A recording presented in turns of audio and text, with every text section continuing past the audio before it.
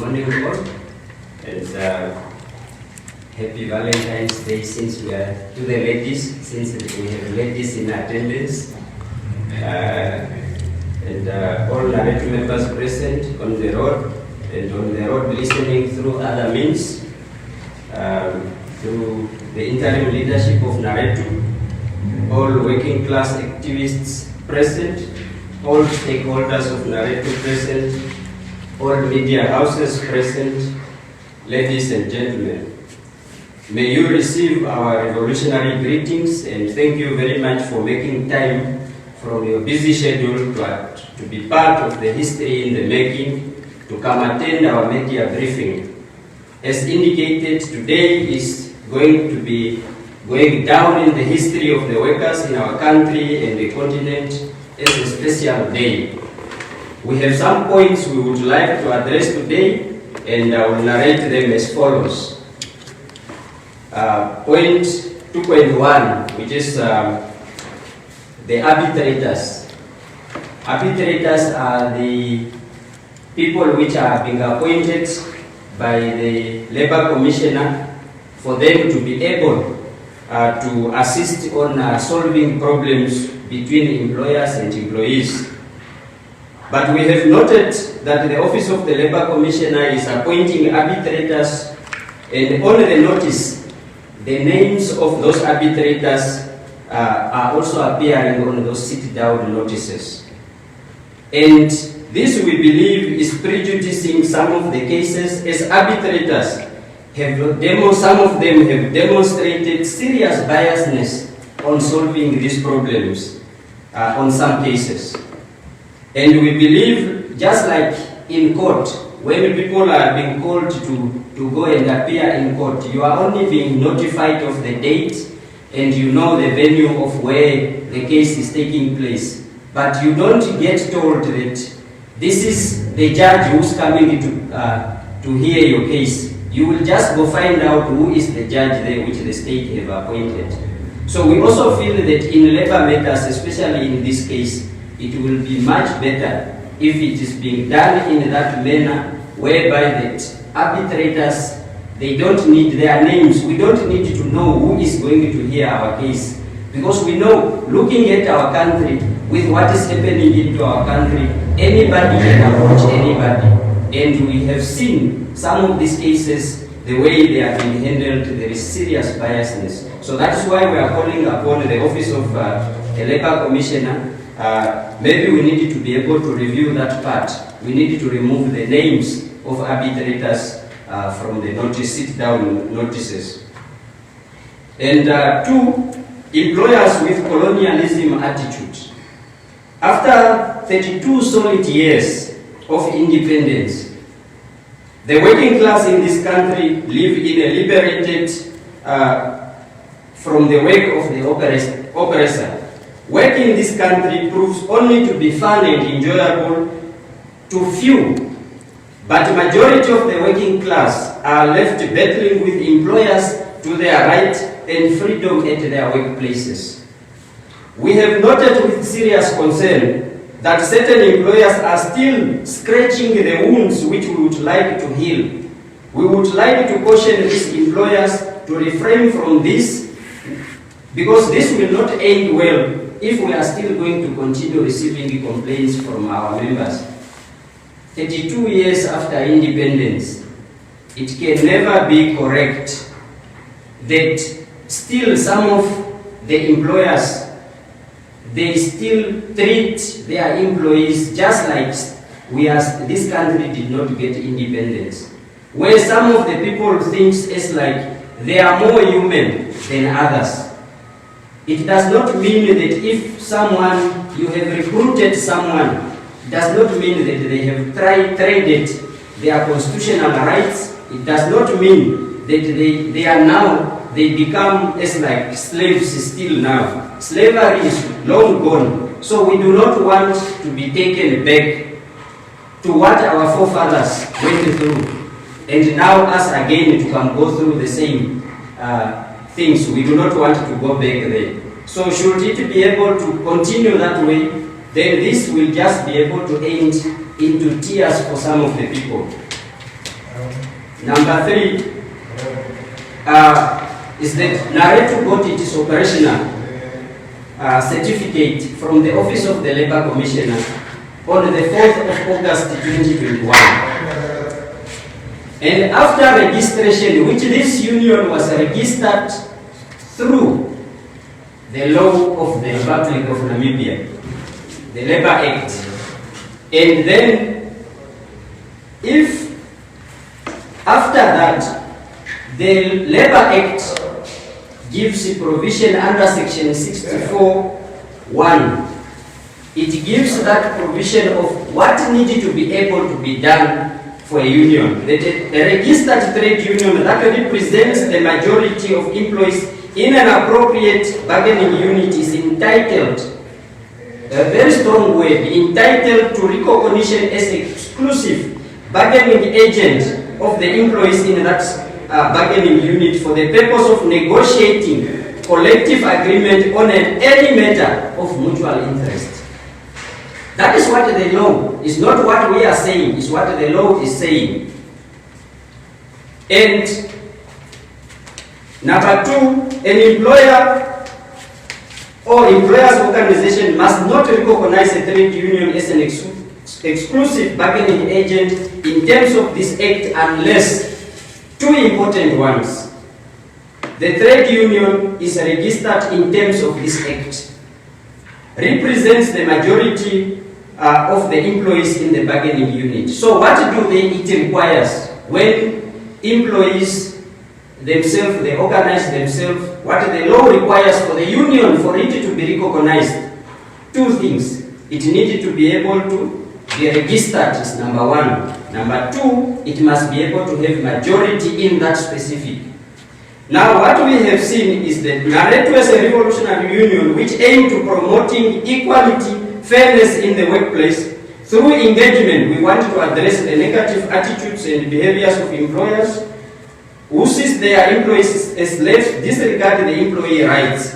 We believe that a happier, more collaborative and engaged workforce can lead to increased productivity, retention, and success for both employers and employees.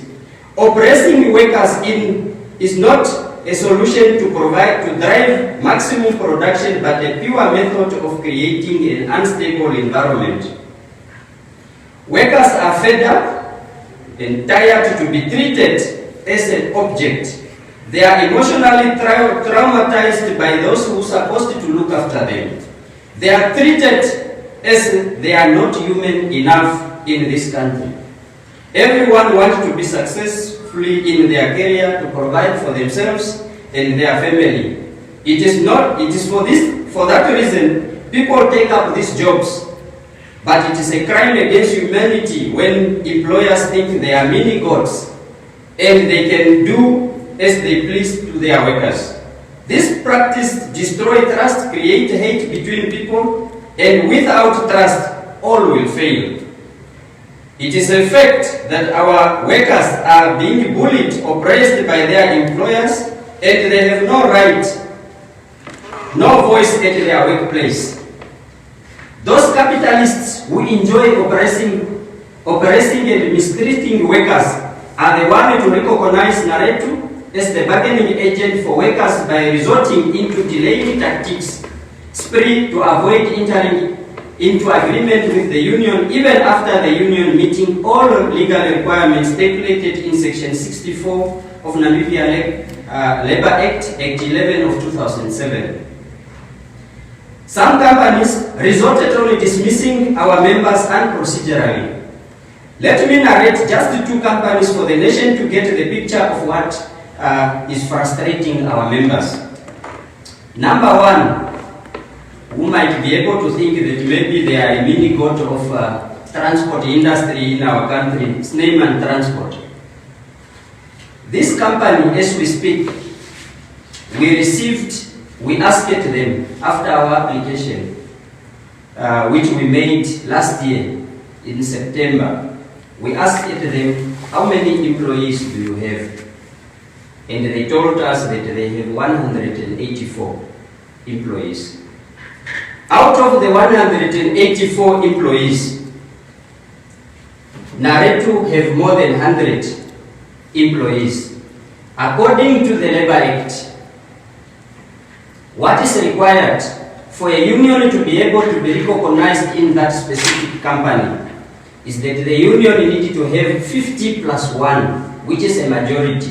So out of the 184 of the employees at Sneyman, mind you that 184, it includes managerials. So even out of that one, what NARETU needs, it is 92 of that, it makes half. When you add one person onto that, that makes majority, which make it that 93. Now when a union have 93 members into Sneyman, there is no reason for Sneyman for them to be able to deny recognition, the union, recognizing the union. So that is what the law requires. We have been fighting Sneyman from last year, September. And up to now, all what they have been, what he was trying is that they went on firing people. When they realized that we have the majority, what did they do next? They started firing our members in order to reduce the majority. But then when the majority, they were thinking that we will not be able to get right. But we continued doing recruitment. And then we still resubmitted the forms, but they kept on denying us the recognition and trying all the delaying tactics which they can get. Even as we speak today now here, Sneyman have applied to get lawyers. He have changed lawyer one time and they changed again another one, which we are going to be facing again at the Labour Commissioner on the 16th of this month. We are going still to be facing them. They are trying their utmost best. The law is clear. It's saying that if the union got majority, they have applied as per the forms which is being provided by the law, it needs to be recognized. But then he kept on, they are keeping on delaying. That is one, and it's not only Sneyman alone, there is also other company. But we are just giving you two sides of different types of problems we are facing. Another one is Transdesert Logistics. This company, we got majority with them last year. We applied, and after our application, this company on the 6th of October, 6th of October, no, that is TDL. Transdesert on the 5th of November, they gave us the recognition that yes, NARETU, you have the majority. Here is the recognition. Then the next step is for us to be able to sign the recognition agreement itself now. This is the document which regulates the relationship between the union and the company. But what they have done, after that we negotiated this thing almost about 10 to 15 days. By the 20th of November, we reached already an agreement. Then what is supposed to be able to happen from there onward is for us to sign that agreement. But then what they did, they kept on delaying the signing of the agreement. They kept on delaying. Every time we said, let us set a date, they set the date, but comes that date, they postponed the date.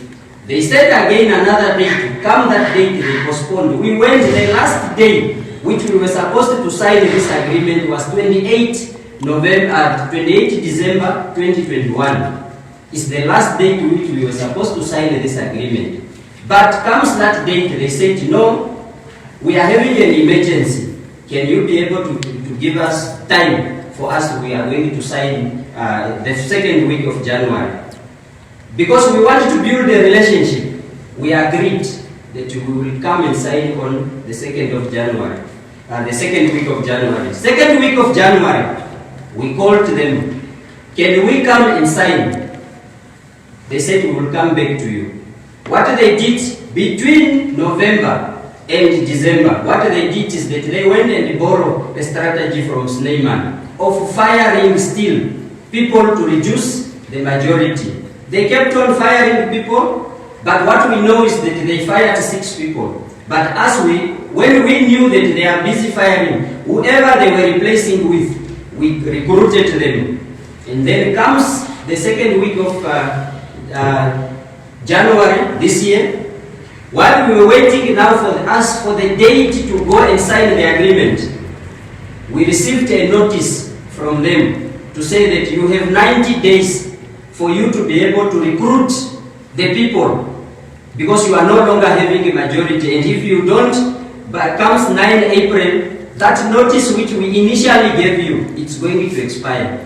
But what we did that time, we submitted back to them 9 forms. They fired 6, as we recruited 6. We resubmitted 9 forms to tell them, now we have the majority, can we sign? What they did, that same week, they terminated contracts of some people again, and one they put on suspension. They told us, we called, no, let us go for a meeting. We went for a meeting. At that meeting, they told us, you are short of 1 person, so we cannot be able to recognize you. What we did, that same day we came back, we sent them again 1 form that same day, that 1 person which we are short of, here is the form, now set a date for signature. But that time when we sent the form, they went and responded that we have until 9 April, we can even be able to respond to you on 9 April. So all this, it can be able to be seen by each and every one that it is unfair labor practices. And they just, for the same reason that they just don't want to be able to recognize the union, and they are just trying to do delaying tactics. And all these things, the members, unfortunately, they got enough of it. They really got enough of it in the transport sector, because the law why they have been put there is for it to be followed by both employees and employers. It cannot be one-sided, unfortunately. It has to be able to be respected by all the people. And it is against this background that after consulting our members, we have been mandated to approach Namibia Employers Federation, NEF. We wrote to NEF on the 8th of February this month, whereby we requested them that, because these employers, they belong also to a federation, the same way we as a union, them also belong also to the Employers Federation. So we wrote to them, whereby we requested and tell them that, look colleagues, your members, they are not respecting the law. Can you be able to call your members to order? And we gave them 14 days for them to be able to call their members to order. And after that, should NEF, as the Employers Federation, fail to call their members to order, then after consulting our members, because our members, they have seen that 32 years after independence, what is happening cannot just continue happening. That is where they have mandated us that should the Namibia Employers Federation not going to call their members to order, them to respect the Labor Act and the Constitution of this country, because it is not a crime for employees to belong to a union, and it is the constitutionally right for employees to form or join a union. They cannot be able, every time an employee join a union, they end up being fired. So it is for that reason we are saying that failure for Namibia Employers Federation calling their members to task, then there is going to be consequences to that. And the consequences to that is that there is going to be a national strike in the transport industry, whereby that all the movements of the trucks in Namibia, it's going to come to a standstill. And the reason for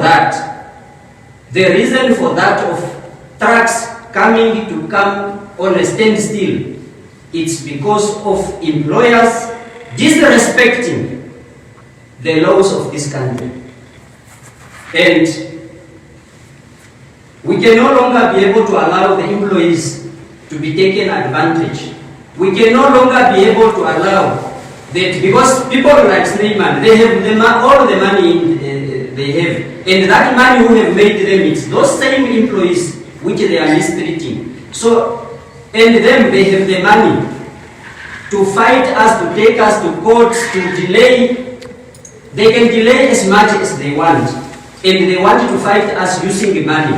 But us as NARETU and our members, we are poor people who just only seeking a job for us to be able to put bread on the tables of our family. So we cannot be able to allow a person, because simply you have money, now you want to be able to delay justice for people. No, no, no. Enough. The employees in the transport and logistics sector, they have said enough is enough. They will be able to let, because maybe that is the only language this company understands. Because when you fire a person unprocedurally, when you are trying to delay justice, you are also doing the wrong things. So it is for that reason we are saying that if that is the direction they want to go, maybe there is a language they understand, and we are just responding to their language. Because if a person is pulling you outside there that we need to be here, we have accepted their challenge that we are going to meet them halfway on the language which they do understand. And that language is coming for them that maybe the time when they are going to see trucks in this country, they are on a standstill. Maybe that is the time they will only be able to come back and then say that, oh, there is laws into this country. And in fact, we received letters from Sneyman threatening our members that they need to follow the Labour Act. But that Labour Act, maybe it's only him who have it, because the one which we have, it is saying that employers, when the union got majority, it's registered, you need to recognize them. And I don't know which Labour Act again now, which he wants us to be able to follow. The one which we are following, he's disregarding it. So it is only that, and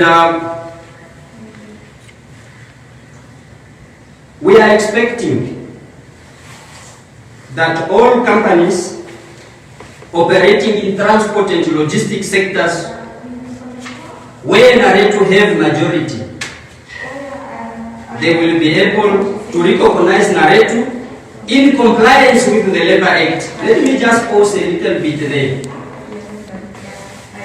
There is a lot of companies here in the country, and these companies, we are not mad or naive that companies where we are not having the majority, companies must recognize us. That is not our message.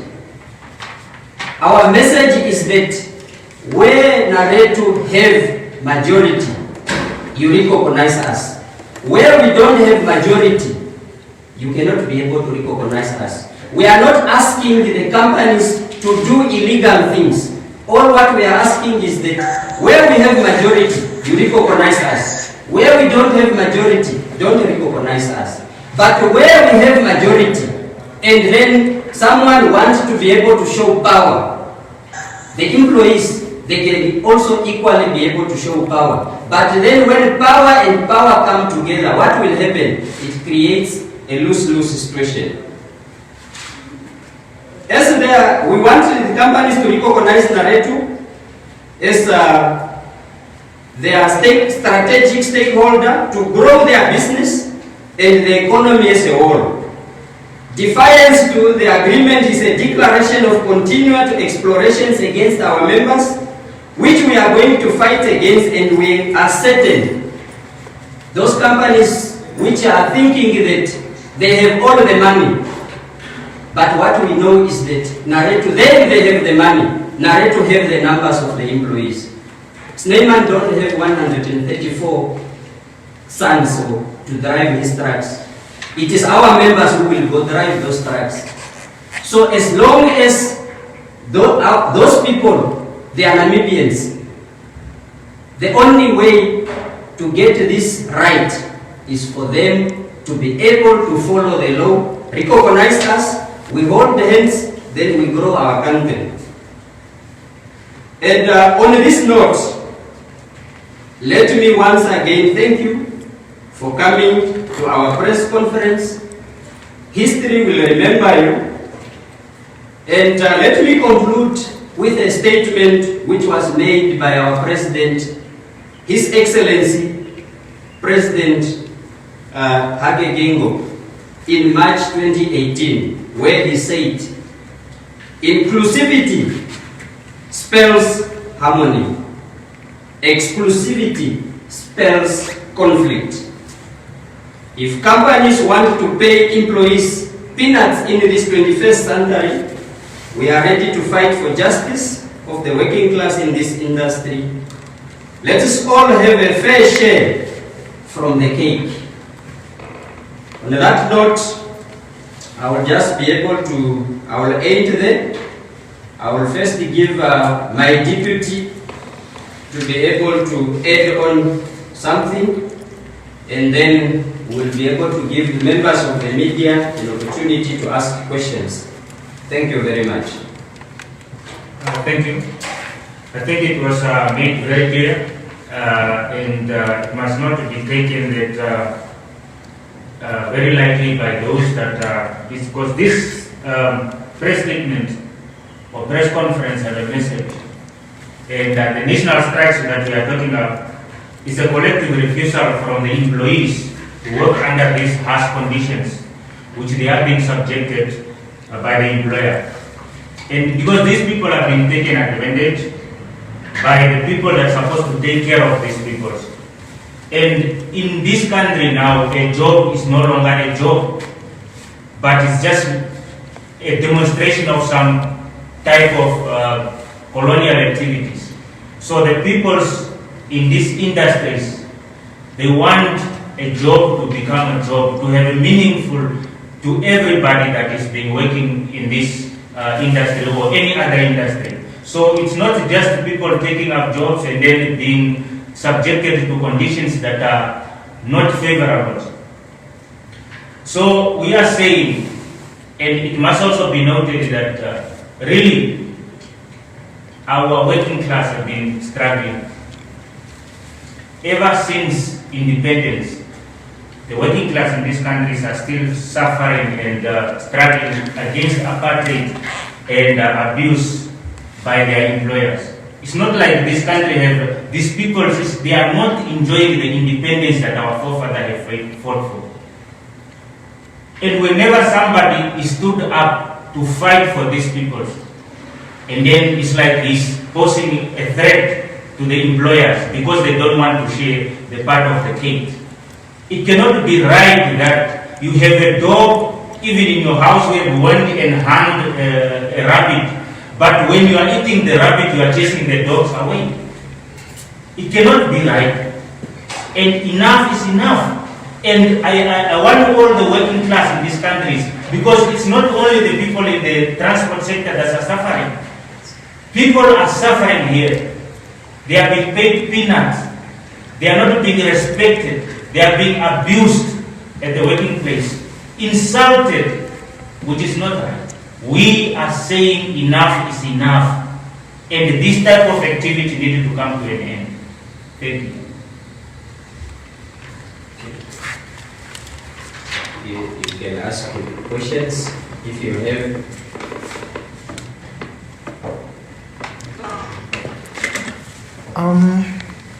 Mr. Peterson, earlier you mentioned that you mentioned two companies which have fired employers to reduce the number of your majorities. Were these employers fairly dismissed, and if not, what did you do about it as a union?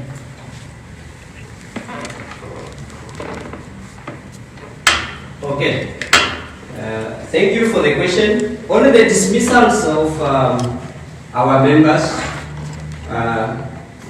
majority of these employees, they have unprofessionally been dismissed. You must know that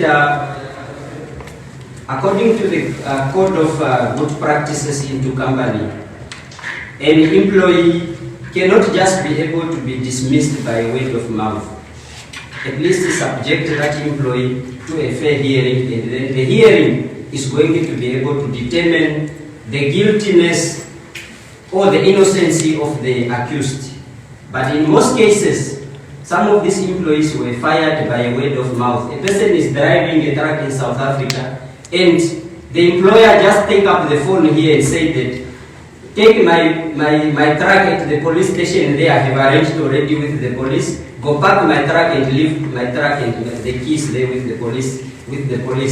So from our side, all what we can be able to do is that after obtaining this, we have to follow the law, and what is the procedure is to be able to try to ask the company to subject the employee to a hearing, and when they refuse, we refer, even if the hearing take place. There is some cases whereby these employees went to the hearing, but you know, at our level, we understand when someone is doing a constructive dismissal, whereby they just don't want you.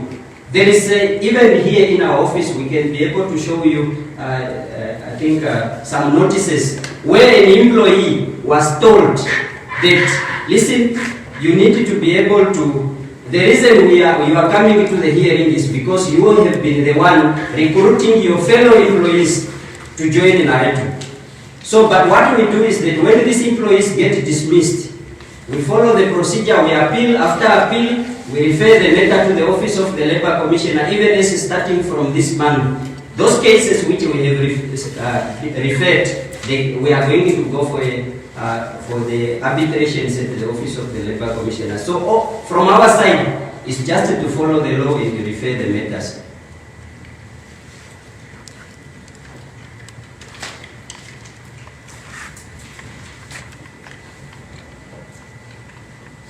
Any other questions?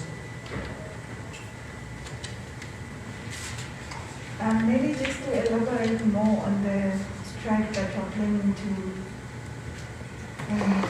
go after the members fail to actually to cooperate with the request that you guys are requesting. Okay. Maybe to strike actually is our last resort. Let me maybe be able just to try to make that one clear. Strike is our last resort. That for us to be able to go on a strike, it will be the last resort. If you look at the letter which we have written to the Employers Federation, what we are looking for is that we have extended a hand to the Employers Federation. We believe that should we be able to come together with the Employers Federation, discuss this issue, we believe that, and they are also genuinely willing to discuss, not for window dressing, but for genuinely they want to discuss and work up on solution going to be able to be reached, then the strike is not going to happen. But should they just be able to think, because you see sometimes here in this country, in Namibia, the problem we have is that some of the people, they have taken us for a ride for too long, where everyone say Namibia, we are very, very peaceful people. And people just think that when people are talking, they just say that we are bluffing. Even like now, there is some people which think that we are bluffing. But this time it's not. And we believe also, and we understand, here in this country, if even 100 trucks just stand, the economy which we are trying to recover now, it's under threat. So we understand the consequences of a strike. That one we do really understand. And we do not want also to be able to go there, but we will only be able to arrive there when people don't take us serious. Then definitely the employees themselves, when we get to that part, unfortunately, we will be able to get the ends. The modality of it is that it's something which we cannot be able to share at this moment, that the modalities is going to be here. The trucks are going to stand in Ketmas or in Bruna or where, that we cannot be able to say. But there won't be a notice, unfortunately, on this strike. There won't be a notice of that. Only this day is the day we are striking. No. The only people who will know of when it is happening is the employees themselves. They will know. Because the notice have already been given. We have even written already a letter to the Office of the Labour Commissioner where we have told them that, because people knows the Office of the Labour Commissioner is understaffed. So when these people are having these delaying tactics, they know that when you refer a case now, the case, like now, some of the cases we started working with them on October. Up to now, those cases are not resolved. So what the employers are doing, they are resorting to delaying tactics. And these delaying tactics, everyone knows about it. So that is why we have already notified the Office of the Labour Commissioner. We have notified the Namibia Employers Federation. We have even copied in the Minister of Labour. Now, if all of these people, they are willing to find a solution, then the solution needs to be found. But we have given the 14 days. The 14 days is going to expire on the 22nd of February 2022. So after the 22nd of February, so any day, when myself as the Commander-in-Chief of NARETU, when I'm going to give that order, that command that today is the day, then the trucks will be able to stand that day.